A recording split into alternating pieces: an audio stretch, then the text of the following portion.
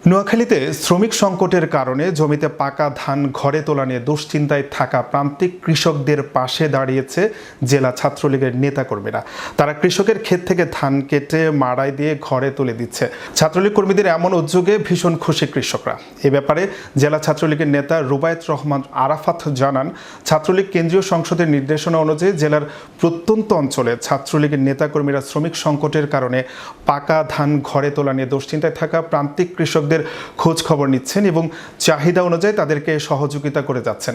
ছাত্রলীগের পক্ষ থেকে এই ধরনের সহায়তা অব্যাহত থাকবে।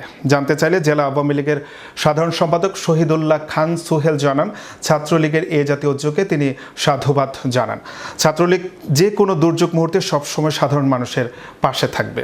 মূলত যারা আপনার টাকার অভাবে সাধারণ কৃষক মূলত এই সহযোগিতা করার জন্য ওনারা ধানের যে খরচ হয়েছে, সার তারপরে সবকিছু মিলে যে খরচ হয়েছে আর ধানের যে বর্তমানের দাম, এটার সাথে সামঞ্জস্য যাতে থাকে, ওনাদের যাতে পোষায়, ওনারা যাতে লাভবান হয়, এই কারণে আমরা ওনাদের শ্রমিকের খরচ মজুরি যাতে না দিতে হয়, এই জন্য আমরা নোয়াখালী জেলা ছাত্রলীগের পক্ষ থেকে আমি রুবায়েত রহমান আরাফাত আমি সাধারণ কৃষকের পাশে এসে দাঁড়িয়েছি।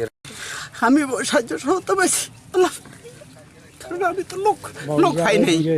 লোকের জন্য আমি ধান কাটতাম আরো 8-10 দিন আগে, আমার ধান পড়ে গেছে, তো লোক না পাওয়াতে আমি ধান কাটতে পারিনি। তো আমার আঙ্কেলেরা ছাত্র সংগঠন থেকে যে আমার সাহায্য করছে, এই জন্য আমি আল্লাহর দরবারে শুকর।